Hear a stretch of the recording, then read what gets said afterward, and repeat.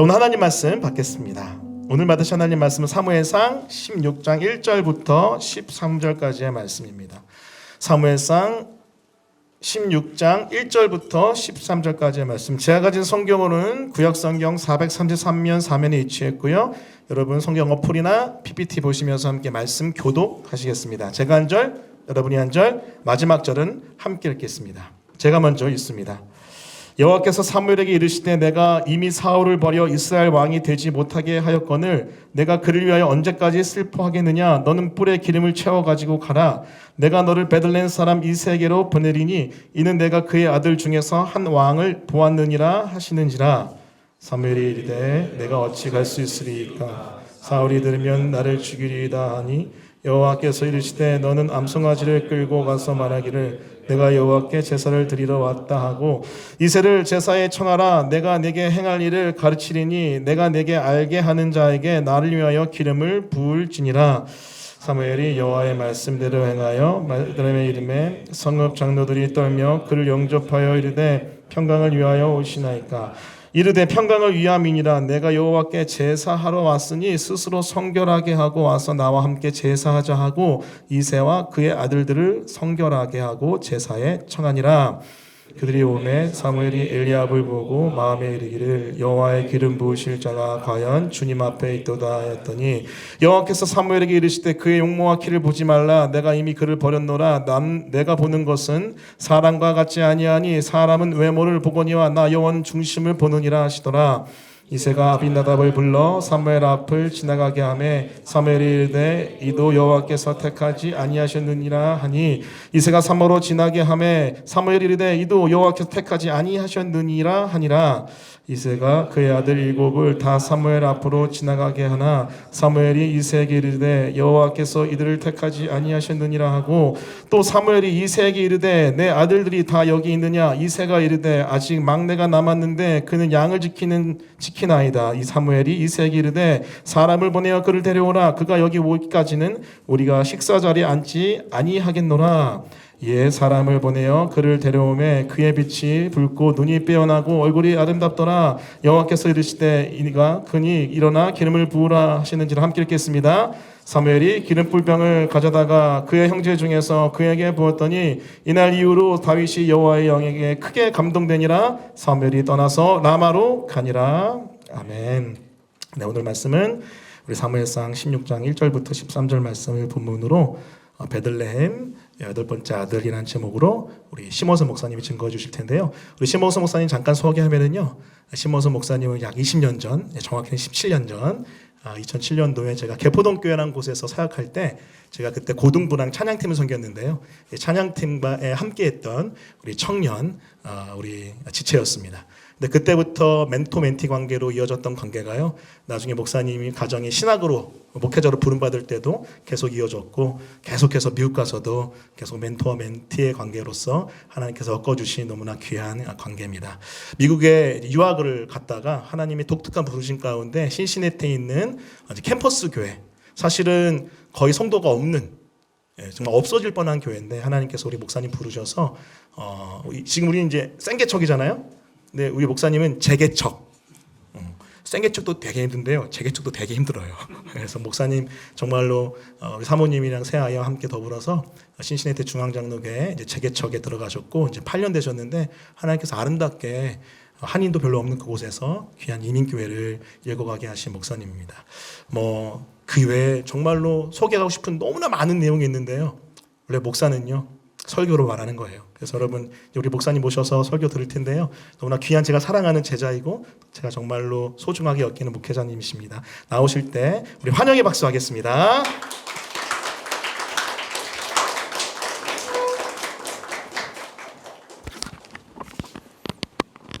감사합니다. 우리 말씀 듣기 전에 잠시 기도하겠습니다. 하나님 감사합니다. 우리의 귀한 만남을 창세전에 허락하시고 또 이곳에 불러주셔서 또 함께 주님의 말씀 듣게 하시니 감사합니다. 하나님 이 말씀을 통해서 우리가 무엇을 믿을까를 알게 하여 주옵소서.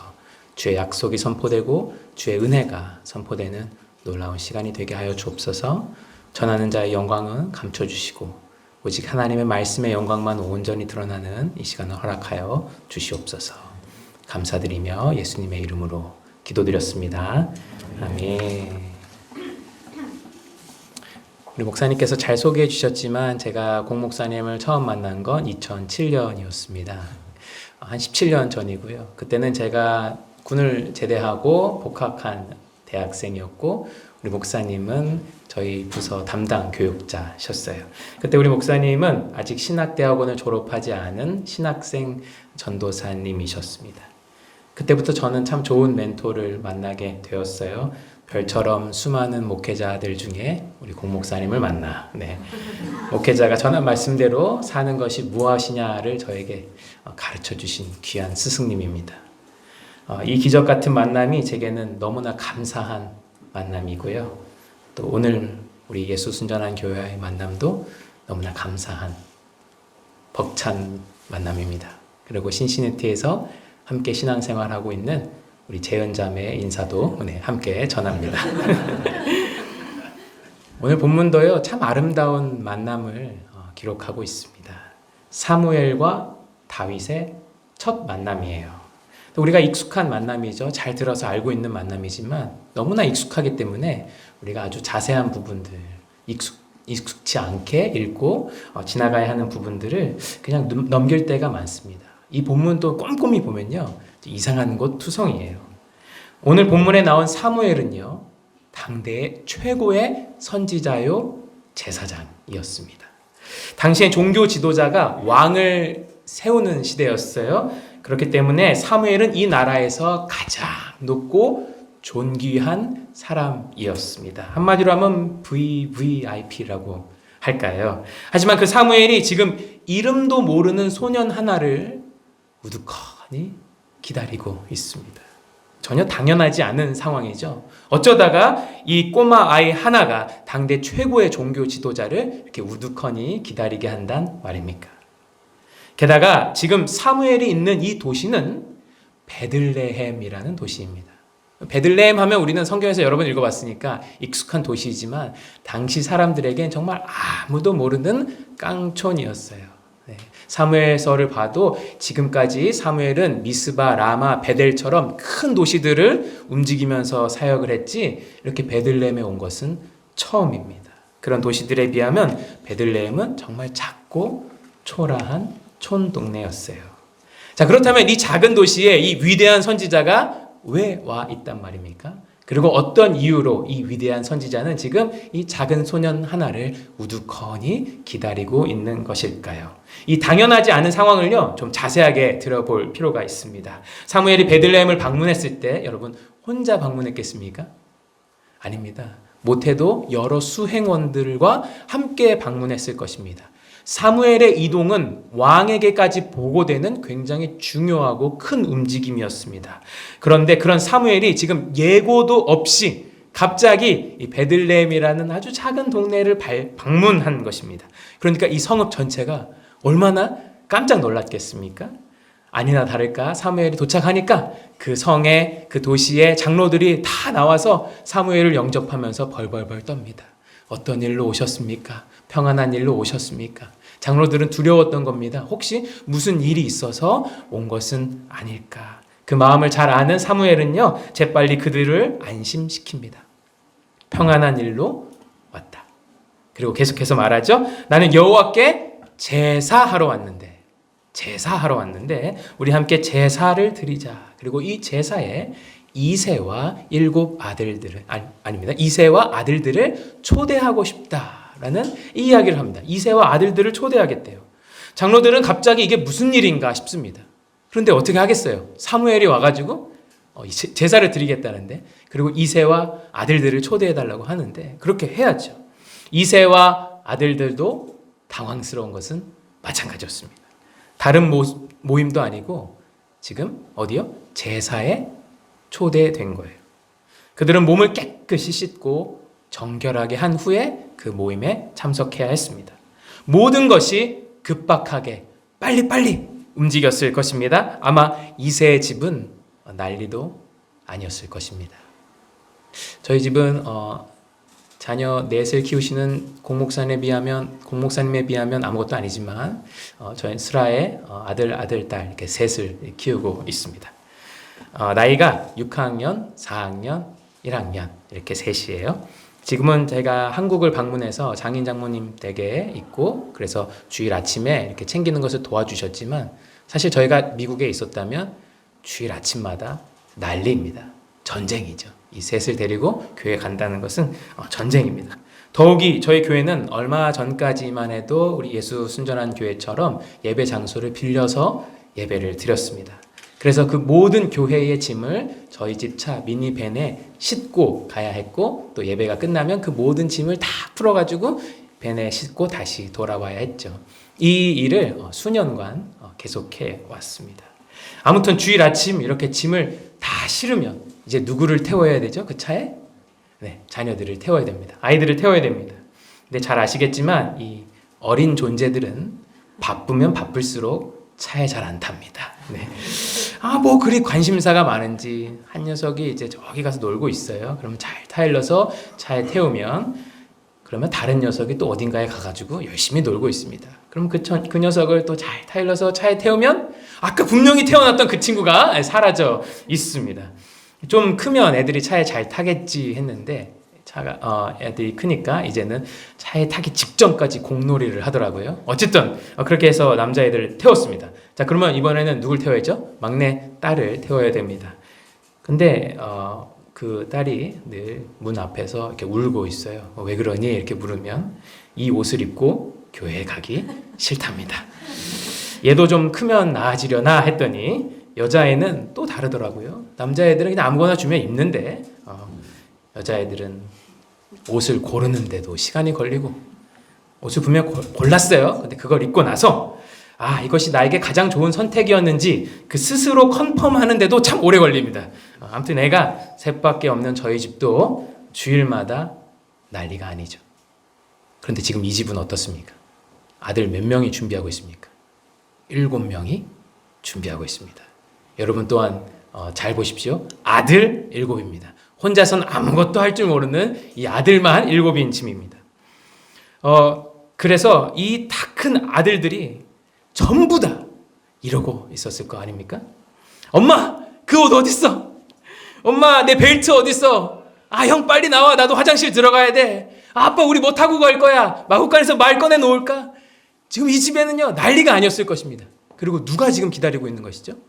사무엘이, 당대의 최고의 선지자요 제사장이었던 사무엘이 그들을 기다리고 있습니다.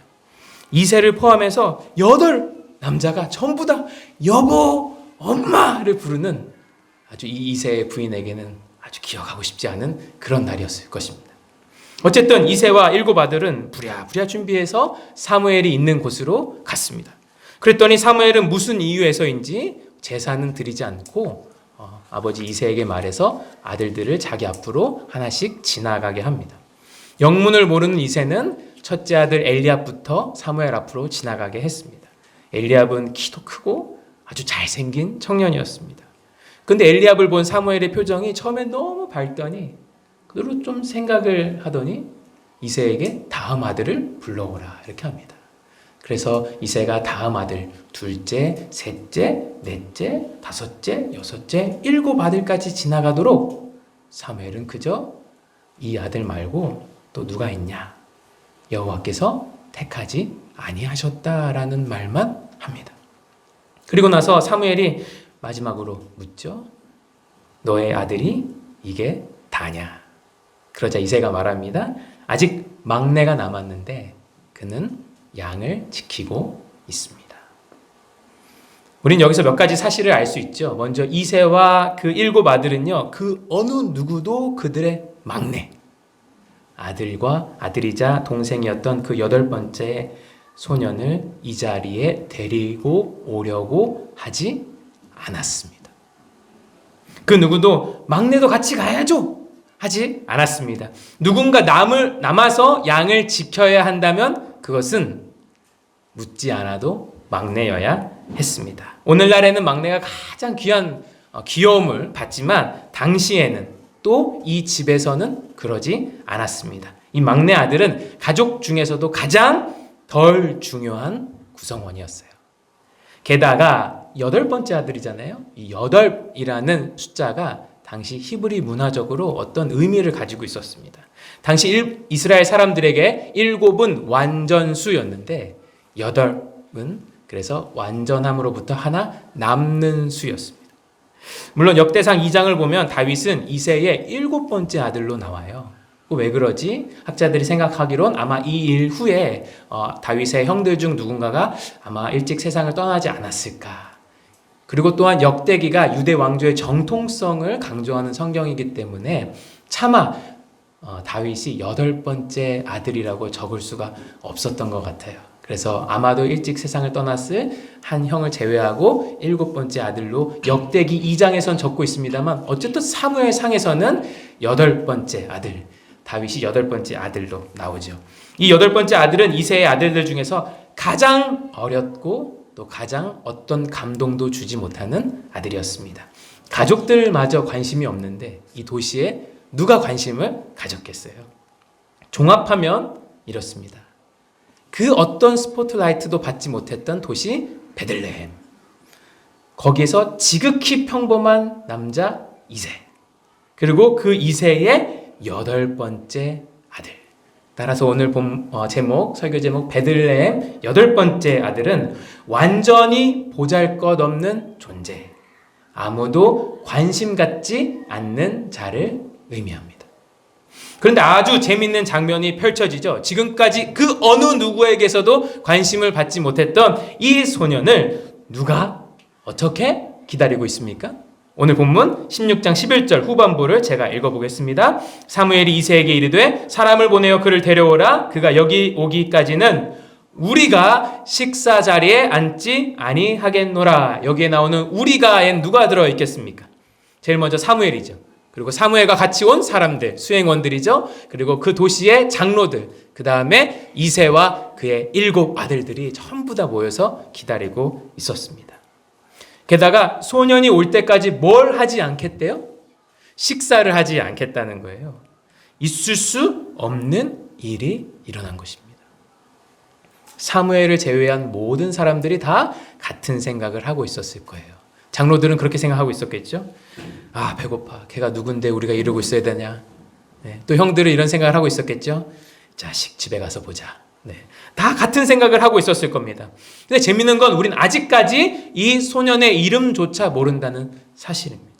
사무엘서의 저자는 아직까지 이 소년의 이름을 일부러 알려주고 있지 않아요. 훨씬 극적이죠. 당시 최고로 존귀한 종교 지도자로부터 도시의 어른들에 이르기까지 지금 이름 모를 이 소년 하나를 우두커니 기다리고 있단 말입니다. 자, 그렇다면 이제는 이 VVIP였던 사무엘의 입장에서 오늘 본문을 좀 더 살펴볼게요. 사실 사무엘은 왕이 될 사람에게 기름을 부으라라는 하나님의 말씀을 듣고 베들레헴에 왔습니다. 하나님께서 왜 하필 이런 작은 도시로 가라고 하셨는지, 그리고 이새의 몇 번째 아들인지도 몰라요. 그 이새의 아들들 중에 기름을 부으라고 하셨는지 사무엘은 지금 모릅니다. 근데 그 말씀에 순종해서 와 있는 거예요. 게다가 아직 사울이 왕 위에 있던 때입니다. 사울이 알면 사무엘을 죽일 수도 있는 겁니다. 아무리 사무엘이 VVIP라도 왕을 세우러 간다는데 당시의 왕이었던 사울이 소리 소문 없이 사무엘을 죽일 수도 있는 거죠. 하지만 그 리스크들을 다 뒤로 하고 지금 사무엘이 순종하여 베들레헴이라는 이 작은 동네에 와 있는 상황입니다. 그렇게 베들레헴에 도착한 사무엘은 하나님의 말씀대로 이새의 아들들을 하나씩 만나봅니다. 먼저 첫째 아들 엘리압을 만났습니다. 엘리압이 멀리서부터 걸어오는데 키가 훤칠하고 아주 잘생겼습니다. 그래서 사무엘은 생각했습니다. 역시 여호와의 기름 부음 받을 자가 여기 있었구나. 그때 하나님께서 사무엘에게 말씀하십니다. 16장 7절이에요. 그의 용모와 키를 보지 말라. 내가 이미 그를 버렸노라. 내가 보는 것은 사람과 같지 아니하니 사람은 외모를 보거니와 나 여호와는 중심을 보느니라. 간혹 이 말씀을 오해하는 분들이 계십니다. 아, 키가 크고 잘생기면 하나님이 버리시는구나. 그래서 나를 안 버리셨구나. 네, 그런 말씀은 아니고요. 하나님께 외모는 고려 대상이 아니고 하나님 중심을 보신다라는 이 말씀입니다. 사실 생김새와 키 하면요, 당대 왕이었던 사울이 최고였어요. 사울은 이스라엘의 첫 번째 왕이었고 지금도 여전히 이스라엘의 왕인 사람입니다. 사무엘상 9장 2절을 보면 사울에 대해서 이렇게 표현합니다. 이스라엘 자손 중에 그보다 더 준수한 자가 없고, 얼마나 잘생겼으면 그보다 더 준수한 자가 없대요. 키는 남들의 어깨 위보다 어깨 위만큼 더 컸다. 남들보다 어깨 위만큼 더 컸다. 이렇게 이야기합니다. 당시에 이 피지컬은요, 능력이었어요. 네. 왕은 지휘관으로서 전쟁터에 나가야 했기 때문에 보여지는 것이 굉장히 중요했습니다. 그러니까 사람들이 사울을 보면서 얼마나 환호했겠어요. 하지만 하나님은 외모가 아니라 중심을 보신다, 마음을 보신다, 이 이야기입니다. 엘리압도 마찬가지입니다. 그의 잘생긴 외모가 문제였던 게 아니었어요. 또 다른 사울을 세울 필요가 없다라는 것입니다. 아무튼 그렇다면 아직까지 나타나고 있지 않은 이 막내 아들은 대체 어떤 사람이었기에 하나님께서 그를 왕으로 보셨을까? 또 대체 그의 중심은 어떠했기에 하나님께서 그를 왕으로 보셨을까? 기대하게 됩니다. 그곳에 모인 사람들이 얼마나 더 기다렸는지 모르겠어요. 아마도 오랜 시간을 더 기다렸을 것입니다. 그리고 드디어 그 8번째 아들이 이 자리에 도착했습니다. 그런데 오늘 본문 12절은 또 이 아들의 생김새부터 기록합니다. 그의 빛이 붉고 눈이 빼어나고 얼굴이 아름답더라. 하나님 참 재밌으시죠. 엘리압 외모를 보고 감탄했을 때는 외모를 보지 말아라 그러셔놓고 또 이 막내 아들이 오니까 외모에 대해서 이야기하십니다. 성경엔 이유가 없는 기록이란 없어요. 우리가 이 하나님께서 나 하나님은 외모가 아니라 중심을 본다 말씀하셨기 때문에 더 이상 이 아들의 준수한 외모는 우리의 관심사가 아닙니다. 여러분, 이 아들이 커서 어떤 왕이 되시는지 다 아시죠? 그런데 그 왕을 기억하실 때 여러분, 이 왕의 외모부터 기억하시는 분 계십니까? 없죠. 이 왕에 대해서는 순종과 회개부터 기억하지 외모를 기억하진 않죠. 얼마나 오랜 시간이 지났을까요? 그 막내 아들이 도착하자 하나님께서 사무엘에게 말씀하십니다. 이가 크다. 일어나 그에게 기름을 부으라. 하나님께서 보셨던 하나님을 중심에서부터 사랑하는 자가 바로 이 소년이었던 것입니다. 성경은 사무엘이 이 소년에게 기름을 부었을 때 비로소 이 소년의 이름을 기록합니다. 13절입니다. 이날 이후로 다윗이 여호와의 영에 크게 감동되니라.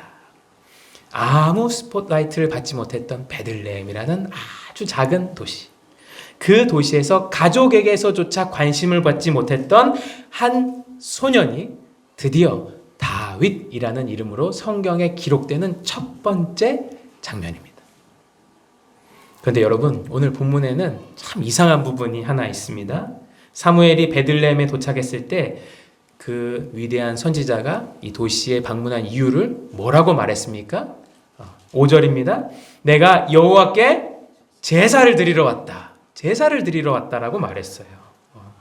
근데 본문을 읽었을 때 그가 베들레헴에서 제사를 드렸다라는 말이 나옵니까? 안 나옵니다. 오늘 본문 마지막 13절을 보면 사무엘은 다윗에게 기름만 붓고 또다시 큰 도시 라마로 떠나버려요. 적어도 성경은 오늘 본문이 끝날 때까지 사무엘이 베들레헴에서 제사를 드렸다는 말을 기록하지 않습니다. 그런데 2절을 보면 분명히 기록되어 있지 않습니까? 여호와께서 이르시되 너는 암송아지를 끌고 가서 말하기를 내가 여호와께 제사를 드리러 왔다 하라. 에고머니나. 2절을 보니까 이 말은 사무엘이 지어낸 말도 아니고 하나님이 가서 그렇게 말하라고 시키신 말씀이었네요. 그렇다면 하나님께서는 사무엘에게 지금 거짓말을 시키신 걸까요?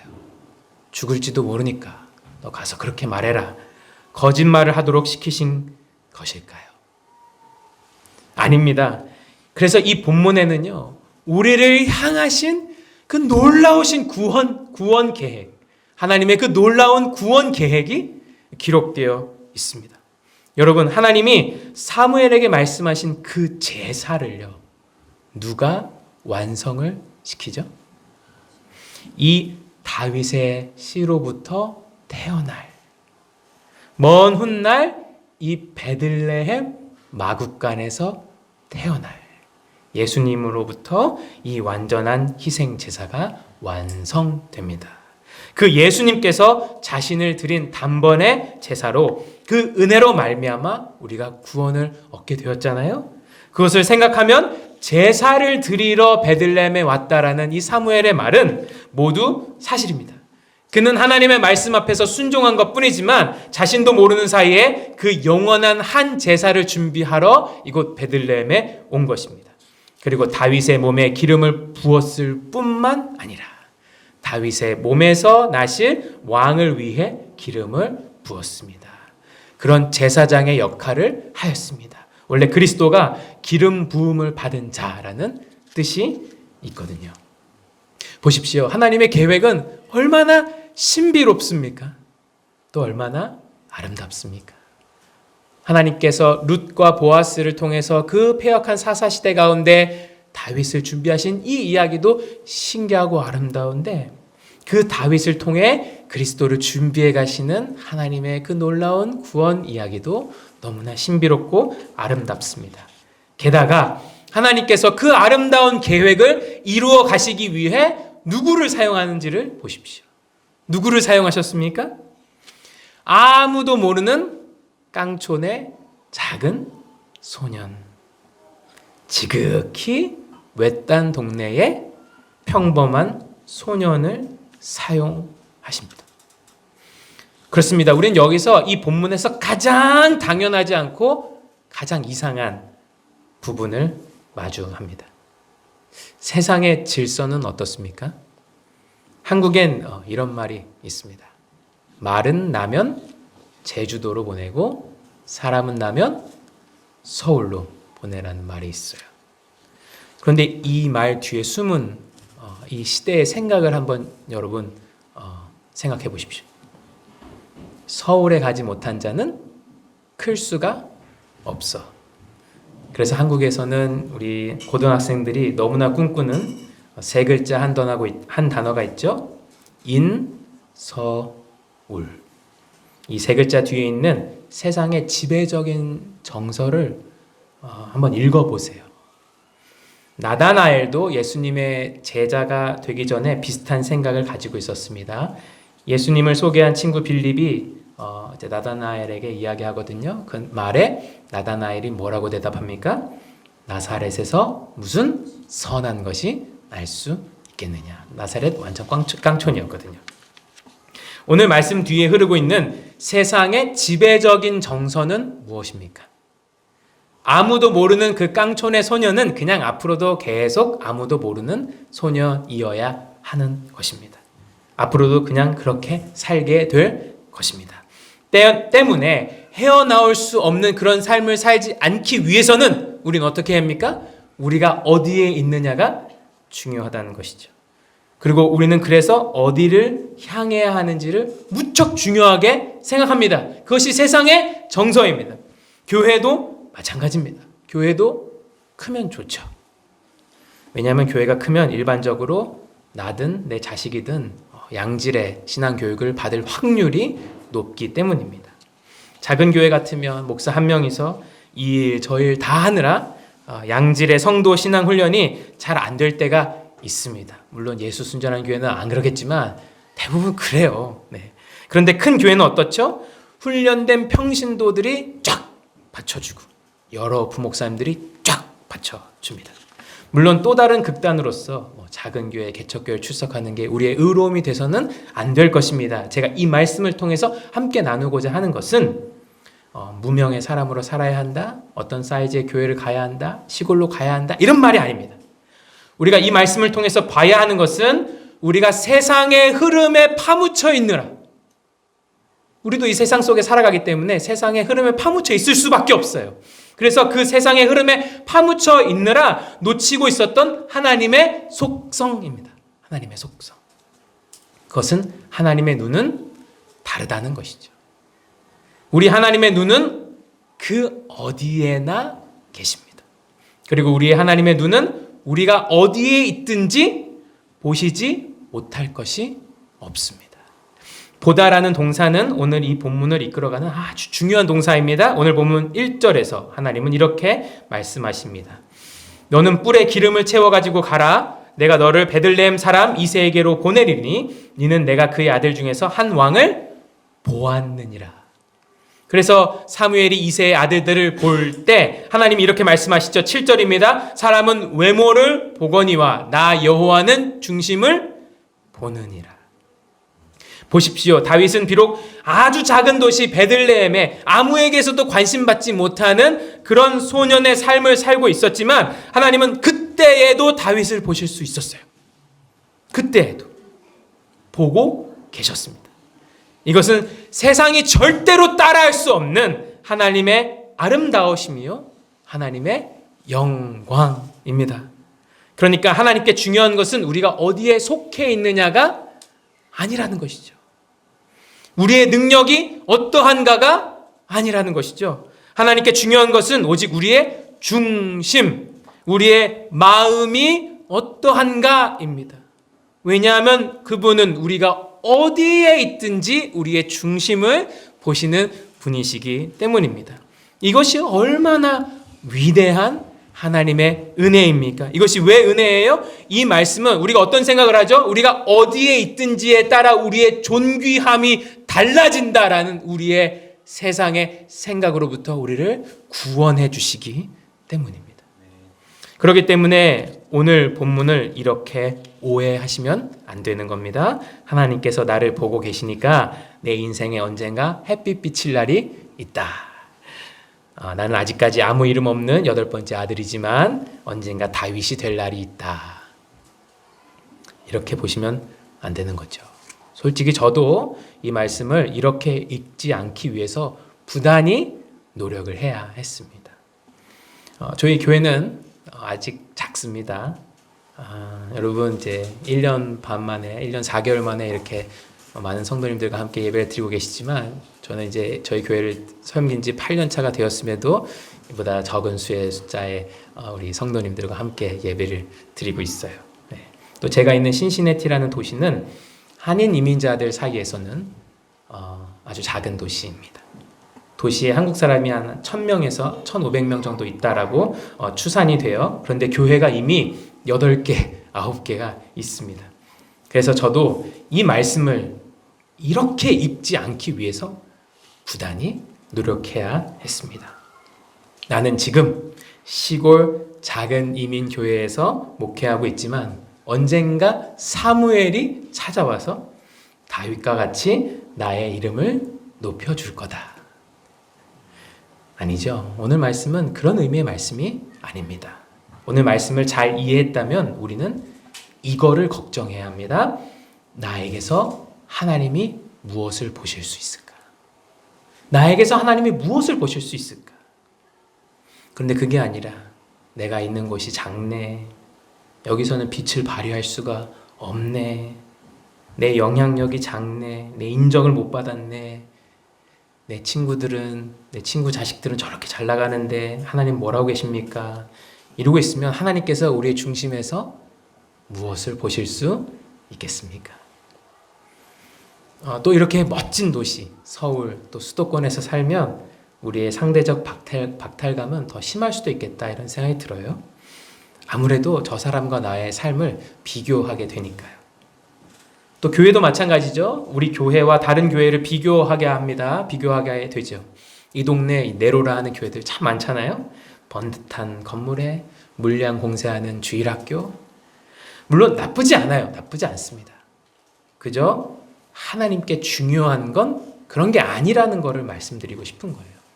우리가 어디에 살고 있든, 우리가 어떤 자리에 있든, 우리의 영향력이 얼마나 되든, 우리가 어떤 대접을 받고 있든, 그런 것은 하나님께서 우리를 보시는 요인도 아니고 이유도 아닙니다. 그러니까 오늘 본문에서 만나는 좋은 소식, 오늘 본문에서 만나는 하나님의 은혜는 이것입니다. 하나님은 우리가 어디에 있든지 우리를 보실 수 있습니다.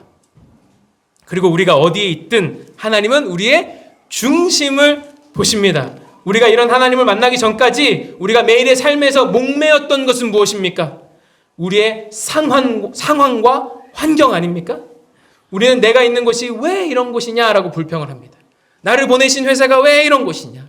내가 있는 이 학교가 왜 이러냐라고 불평을 합니다. 왜 그런 사람이 우리 교회에 있느냐고 불평합니다. 이것이 하나님께 보여지고 있던 우리의 중심이에요. 우리의 관심사입니다. 하다못해 우리의 기도를 돌아보십시오. 우리가 기도하고 있는 것은 무엇입니까? 내 환경을 바꿔달라는 것입니까? 아니면 나를 바꿔달라는 기도입니까?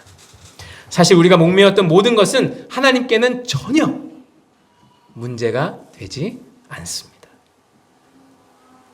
하나님은 우리가 어디에 있든 우리를 찾아오실 수 있는 분이십니다.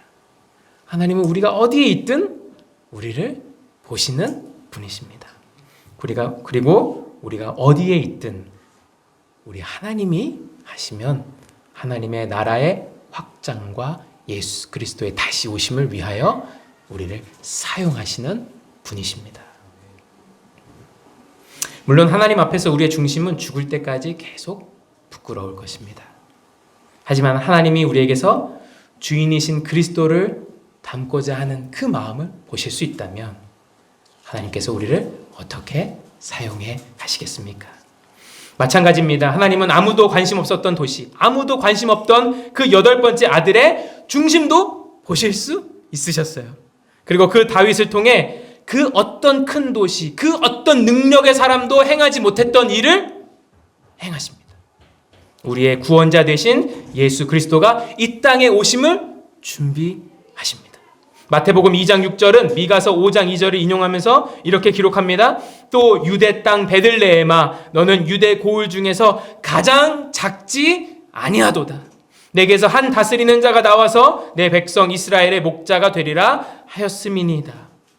오늘 본문으로부터 한참 뒤에 미가 선지자가 이 예언을 하는데 그때에도 베들레헴이 얼마나 작았으면 너 베들레헴아 너가 작지 않다 이렇게 말하고 있습니까?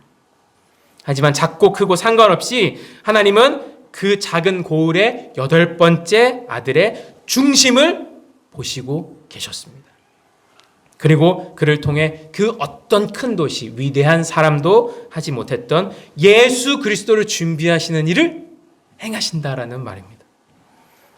하나님이 예수 그리스도의 오심을 준비하시기 위해 보신 것은 다윗이 사는 곳, 다윗의 능력, 다윗의 위치가 아니었죠. 오직 다윗의 중심 하나였습니다. 그러나 오해하지 마십시오. 저는 오늘 다윗의 중심을 본받자고 말하려는 것이 아닙니다. 시골로 가시라는 말을 하려는 것도 아닙니다. 다윗이 어디에 있든 그 중심을 보실 수 있었던 하나님의 은혜를 말하려는 것입니다. 세상은 어떻죠? 꼭 의미 있는 곳에 있어야만 내가 의미 있는 자가 될 수 있다 라는 그 삶의 의미로부터 우리를 자유하게 하시는 거죠. Jesus set me free. 예수님이 우리를 자유하게 하신다라는 이 말에는 우리가 아무렇게나 살아가게 한다는 말이 아니라 세상에 우리를 좀먹고 우리를 죽어가게 하는 그것들로부터 우리를 자유하게 하신다라는 그런 의미입니다. 베들레헴 8번째 아들을 통해서도 예수 그리스도를 준비하실 수 있었던 하나님을 말하려고 하는 것입니다. 여러분 우리의 삶에서 이것을 경험해 봤으면 좋겠어요. 우리가 어디에 있는지보다 중요한 건 우리의 중심에서 하나님이 무엇을 보실 수 있는가입니다. 내가 어떤 일을 하고 있는지에 따라 주눅 들지도 마시고 다른 어떤 환경에서는 내가 더 인정받을 수 있었을 텐데 아쉬워하시지도 마십시오. 그저 우리의 마음과 중심을 놓고 기도하십시오. 또 공동체를 생각할 때 우리 교회는 이게 없네 저게 없네 불평하기보다 우리 공동체가 중심이 예수 그리스도를 향하는 교회가 되게 같이 기도해 주십시오. 나부터 서로를 돌보는 자가 되도록 하시고 그 은혜가 우리 공동체의 은혜가 우리의 담장을 넘어 뻗어갈 수 있도록 기도해 주십시오. 하나님은 그런 우리의 중심으로 역사하시지 결코 우리가 무엇을 갖고 있는지에 따라서 역사하시지 않습니다. 말씀을 정리하겠습니다. 우리 하나님의 눈은 다릅니다. 하나님의 눈은 그 어떤 관심도 받지 못했던 도시 베들레헴, 그 어떤 관심도 받지 못했던 이새의 막내 아들을 보실 수 있었습니다. 그리고 기억하십시오. 그 무엇보다 놀랍고 아름다운 사실은 그 8번째 아들을 통해서 우리를 구원하실 예수 그리스도를 준비하셨다는 사실입니다. 그 어떤 명문가도 그 어떤 재벌가도 준비하지 못했던 그리스도가 베들레헴 8번째 아들을 통해서 준비되고 있는 것입니다. 하나님은 그저 그의 중심을 보셨을 뿐이죠. 하나님은 지금도 그 눈으로 우리를 보십니다. 여러분은 요즘 어느 눈에 보기 좋은 사람으로 살아가고 계십니까? 하나님께서 우리를 바라보고 계시다는 사실이 우리에게 유일한 소망이 되고 있습니까? 교회도 마찬가지입니다. 중요한 건 교회의 사이즈도 아니며 교회 구성원도 아니며 교회가 어디에 위치해 있는지도 아닙니다. 여러분, 우리가 시카 지하에 위치했다고 해서 하나님이 우리를 보시지 못하는 것이 아닙니다. 오늘 설교를 오해하고 들으셔서 교회가 더 작아지라는 말인가 그렇게 듣지 않으셨으면 좋겠습니다. 중요한 건 중심이라는 겁니다. 우리 공동체의 중심. 이 공동체에 그리스도만 우리 안에 있다면 하나님께서 우리 중심에서 그리스도만 보실 수 있다면 우리는 예배 장소가 어디에 있든지 그 크기가 얼마나 되든지 하나님이 기억하시고 사용하시는 공동체가 될 것입니다. 예수님의 다시 오심을 준비하게 하는 그런 교회가 될 것입니다. 지금 우리의 삶의 환경이 베들레헴 같더라도 그 소년 같더라도 하나님이 우리 중심에서 그리스도를 향한 마음을 보실 수 있다면 우리의 삶에서 그리스도가 드러나실 수 있다면 그보다 기쁜 일이 어디에 있겠습니까? 당장은 결과를 알 수 없는 그 일이 주님의 다시 오심을 위해서 준비될 수 있다면, 쓰일 수 있다면 그것보다 영광스러운 일이 어디에 있겠습니까? 그것이 우리를 부르신 하나님의 부르심 아니겠습니까? 누군가 저에게 너가 공목사님으로부터 무엇을 배웠느냐, 배운 가장 소중한 가르침이 무엇이냐 묻는다면 저는 이렇게 말합니다. 공목사님은 제가 흔들릴 때마다 저에게 이렇게 물어주십니다. 원서봐, 우리가 무엇으로 사냐? 오답은 무엇이죠? 사람은 통장 계좌로 살기도 합니다. 사람은 월급으로 살기도 하죠. 사람은 얼마나 알려졌는가로 살기도 합니다. 사람은 내가 무엇을 잘하느냐로 살기도 하죠. 또 어떤 사람은 내가 어떤 줄을 잡고 있느냐로 살기도 합니다. 근데 공 목사님은 제게 늘 성경적인 대답을 알려주십니다. 원서봐, 우리는 부르심으로 산다. 우리는 부르심으로 산다. 그리고 우리가 그렇게 살 수 있다는 것을 보여주셨고 저는 목사님을 뵐 때마다 그것을 돌아보게 됩니다. 말씀을 마치면서 우리가 잘 아는 찬송의 가사 한 부분을 생각해 봅니다. 높은 산이 거친 들이 초막이나 들판이나 초막이나 궁궐이나 그런데 어디요? 어디? 내 주 예수 모신 곳이 그 어디나? 하늘나라. 하나님은 우리가 어디에 있든지 우리를 보시며 함께 하시는 분이십니다.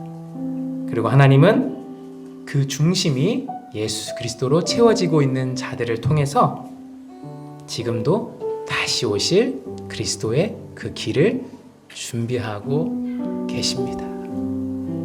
여러분, 이것이 하나님의 놀라운 은혜입니다. 하나님은 우리가 어디에 있느냐를 보시지 않으시고 우리의 중심이 어떠한가를 보십니다. 여러분, 이것이 오늘 본문에 나타난 복음이요 약속의 말씀입니다. 함께 기도하겠습니다. 하나님 감사합니다. 오늘 우리에게 주신 이 말씀을 우리가 기억하길 원합니다. 하나님 베들레헴 8번째 아들의 중심을 보실 수 있었던 그 하나님의 은혜를 우리가 기억합니다. 그래서 우리가 어디에 있는지에 목매어 사는 것이 아니라 하나님께서 나에게서 무엇을 보실 수 있을까? 또한 이 시간 이 말씀을 붙잡고 기도할 때 내가 어디로 가든지 내가 어디에 있든지 하나님 나를 보실 수 있구나. 그것이 우리의 유일한 소망이 되기를 간절히 소원합니다. 감사드리며 예수님의 이름으로 기도드렸습니다. 아멘. 우리 말씀 기억하면서 같이 함께 찬양했으면 좋겠는데요. 여러분이 잘 아는 아까 말씀 가운데 나왔던 내 영혼이 은총입어 좀 새롭게 편곡된 찬양인데 우리 함께 고백하시면서 함께 말씀을 기억하며 주 앞에 나가겠습니다. 내 영혼이 은총 입어 중한 죄짐 벗고 보니 슬픔 많은 이 세상도 천국으로 가도 주의 얼굴 뵙기 전에 멀리 뵈던 하늘나라 내 맘속에 이루어지니 날로 가까 할렐루야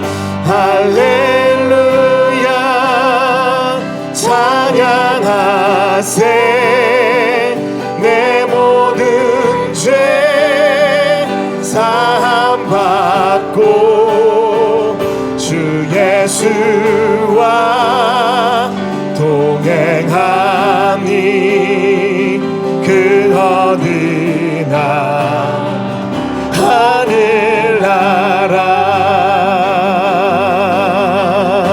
높은 산이 거친 들 조막이나 궁궐이나 내 주 예수 모신 우리 마음에 모신 그 주님 모신 곳이 그 어디나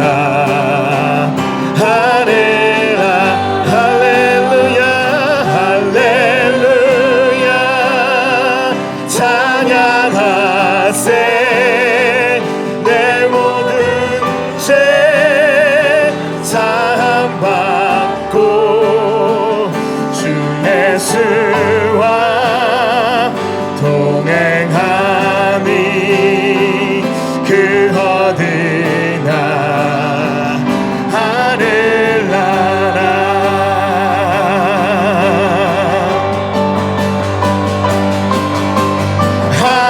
할렐루야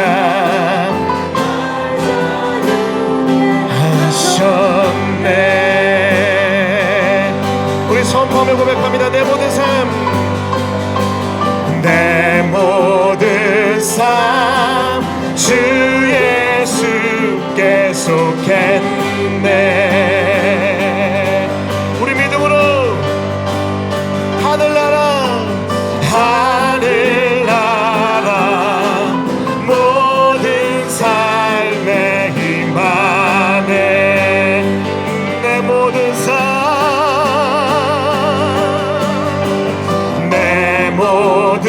삶 주 예수께 드리리. 할렐루야 찬양하세 내 모든 죄 사함받고 주 예수와 동행하니 그 어디나. 우리 마지막으로 다시 한번 우리를 지켜보시는 그 주님께 할렐루야 찬양